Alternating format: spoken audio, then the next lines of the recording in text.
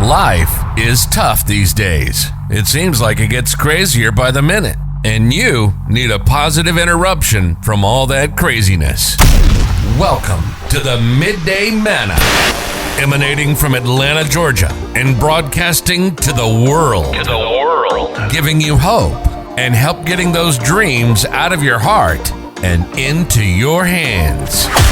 If it's faith, family, and finance, and everything in between, we're talking about it. Let's do this. This is the Midday Manna. Please welcome Dr. Charles Jerone Francis.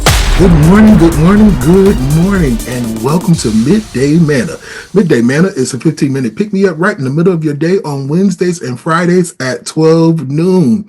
I'm Dr. Charles Jerome Francis II, your host, and I pastor an aggregation of people called the Creative Experience. It's full of singers, dancers, artists, models, chefs, you name it, business owners coming together to learn more about themselves and a bigger, better version of the God that we serve. I'm so glad you decided to join me. You can catch me here for this particular program and then on Sundays as well at 9 a.m. for something I like to call Grits and Glory.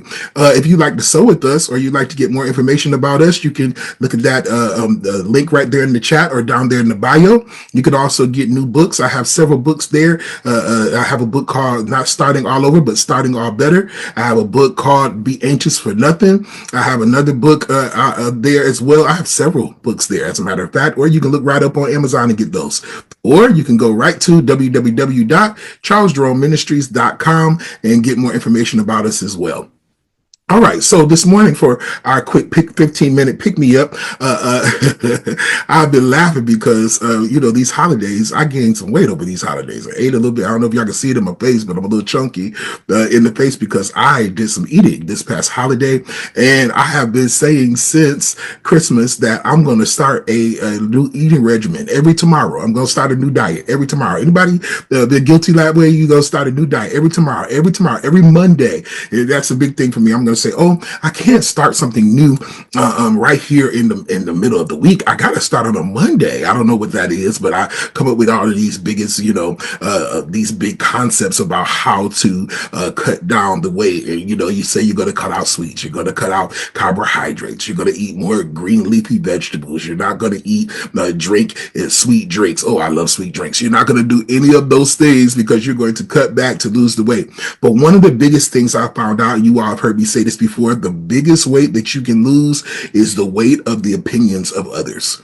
And I need to say that because I really feel like we stepped into a portal for 2025, and one of the biggest things that people seem to let take them over or let destroy them is the opinions of others.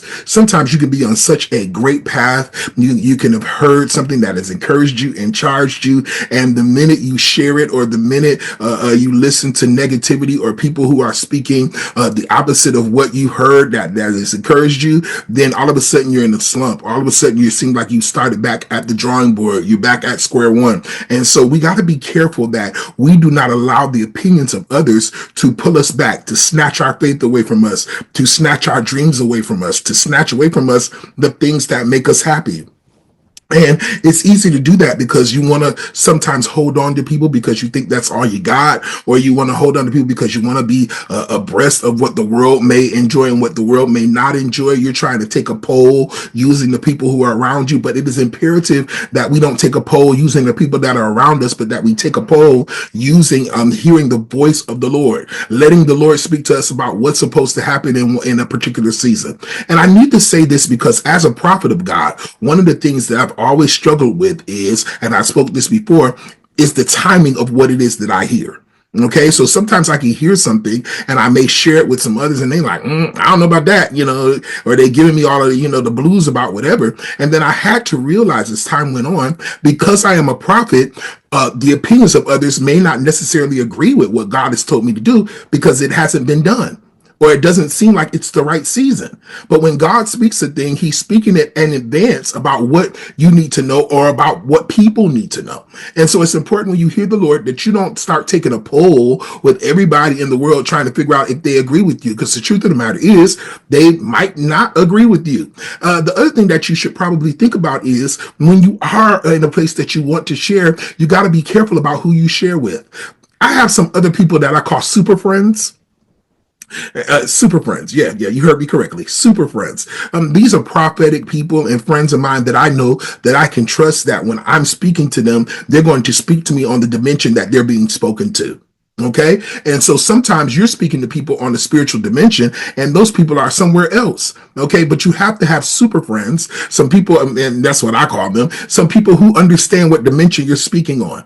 I have a friend, a couple of friends that I can call them and they already know what time it is, depending upon just the sound of my voice. Okay. And so they understand that to step into another space with me when they hear the sound of my voice. Just like when Mary went to go see Elizabeth and at the salutation, Elizabeth baby began to leap. This is the same thing with you. There has to be this space now where your baby begins to leap when you hear other people, or when other people hear you, their baby at your salutation, their baby should leap.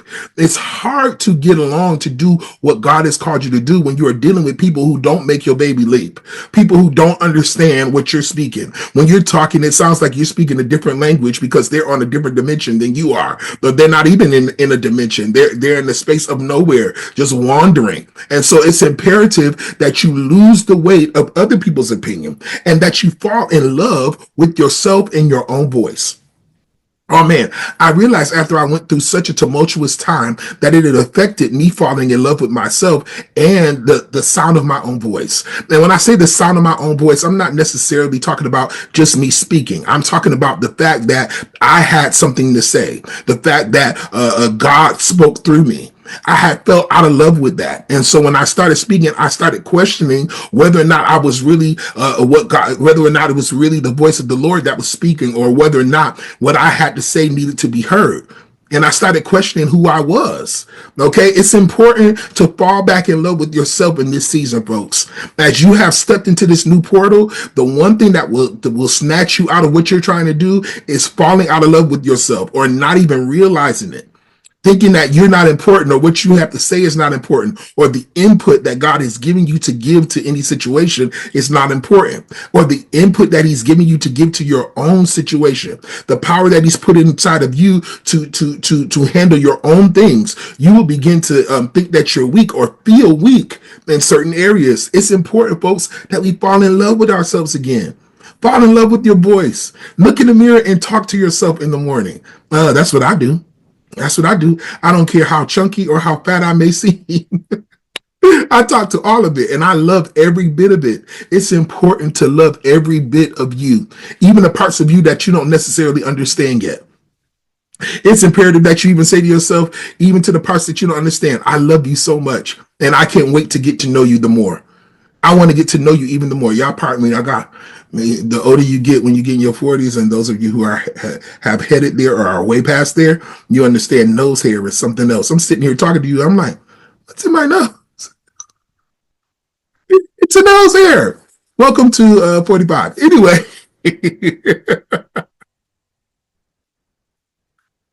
That's one of those parts of falling in love with yourself, every single part of yourself. So I'm in love with even my nose hair in this season. Okay. And so here's the next and last piece of it. You need to give the same energy that you've been giving to others. You need to give that same energy to yourself. As a leader, I was taught growing up that I needed to be selfless. And so I would be giving everything I could to everybody, and every piece that I could give. And I've said this before, just as much as I could give, I would be giving everything I could. And then I realized that I was running on empty. I preached a message before about how we got to learn how to give from our overflow and not from our cup. Okay. And what I did was I was running on so much empty, I had even given out of my cup. So there was nothing left in my cup. And I had to relearn how to give to myself. Ooh, God will even seclude you for some moment so that you can learn how to love you again.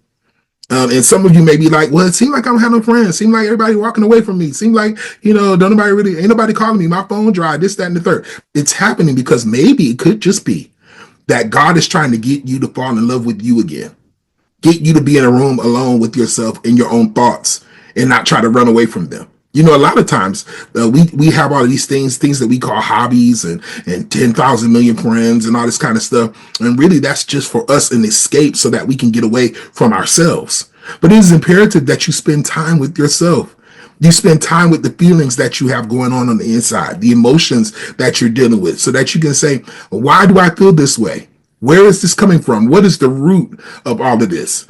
So that you can handle it properly.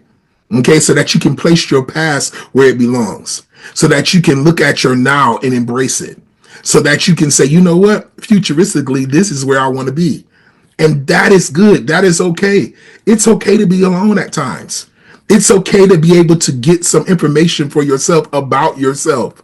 That is very, very important.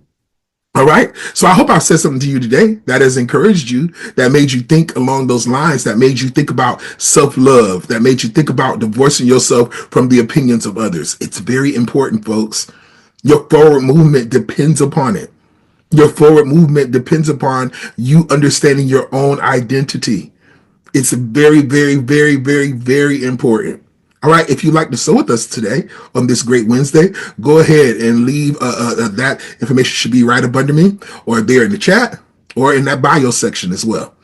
Okay, go and get that. I also have a book called Coffee Chronicles. We've been in 40 days of prayer and flow every morning at 6 a.m. And I've been using that book, Coffee Chronicles, for our devotional every morning for that. And if you'd like to get that book, same area, there in that chat, down there in that bio, just hit that link, or you could go to Amazon and get that as well. And you can look up Dr. Charles Jerome Francis II, and you'll find all of my books there. All right. I love you so much. I want you to have the most amazing day possible. In the wonderful, matchless name of Jesus, peace.